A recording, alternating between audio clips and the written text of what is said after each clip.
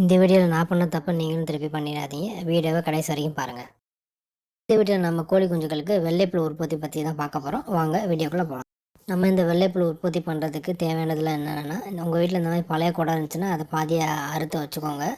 தயிர் பாக்கெட் 2, முட்டை 2, 1 கிலோ கோதுமை தவிடு. ஃபஸ்ட்டு கோதுமை தவிடை உள்ளக்க போட்டுருவோம். போட்டுட்டு நெக்ஸ்ட்டு நம்ம கடலை போட்ட புண்ணாக்கு ஒரு நாள் நைட்டு முன்னாடியே வாங்கி ஊற வச்சுட்டோம். நீங்கள் மாட்டுத்தீவன கடையில் கேட்டிங்கன்னா உங்களுக்கு தருவாங்க. அந்த கடலை புண்ணாக்கு அதில் போட்டுட்டு நல்லா நீங்கள் கலந்து விட்டுறணும். கலந்ததுக்கப்புறம் அடுத்து நம்ம தயிர் வாங்கி வச்சுருக்கோம் இல்லையா, தயிர் நீங்கள் பிழிஞ்சு விட்டுக்கணும். உங்கள்கிட்ட தயிர் இல்லாட்டி புளிச்ச மோர் இருந்துச்சுன்னா அது இன்னும் ரொம்ப நல்லது.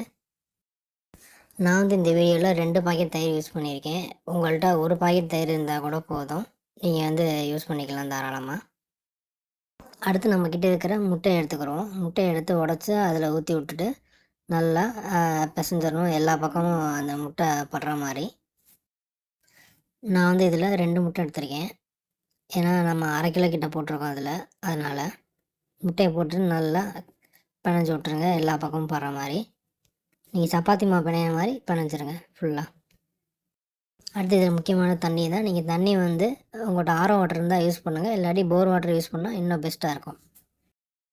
அடுத்து உங்கள்கிட்ட ஏதாச்சும் சமையல் சாக்கு இருந்துச்சுன்னா அதை இந்த மாதிரி எடுத்து மேலே போட்டு மூடி வச்சுருங்க. இப்போ நம்ம இதை மூடி வச்சு 2 நாள் ஆயிடுச்சு. வாங்க ஓப்பன் பண்ணி பார்க்கலாம். உள்ளே வெள்ளை கலரில் புழு வந்துருச்சு பாருங்கள். இந்த வீடியோவில் நான் பண்ண மிஸ்டேக்கை நீங்கள் பண்ணிடாதீங்க. அடுத்து காமிக்கிறேன் பாருங்கள். நான் எறும்பு சாப்பீஸ் போட மறந்துட்டேன். அதனால் எல்லா எறும்பு அந்த புழுவெல்லாம் சாப்பிட்டு போயிடுச்சு. கோழி குஞ்சுகளுக்கு வெள்ளைப்புழு நீங்கள் உங்கள் வீட்டில் ட்ரை பண்ணி பாருங்கள். பார்த்துட்டு கமெண்ட் பண்ணுங்கள். பிடிச்சிருந்தா வீடியோ லைக் பண்ணுங்கள், ஷேர் பண்ணுங்கள்.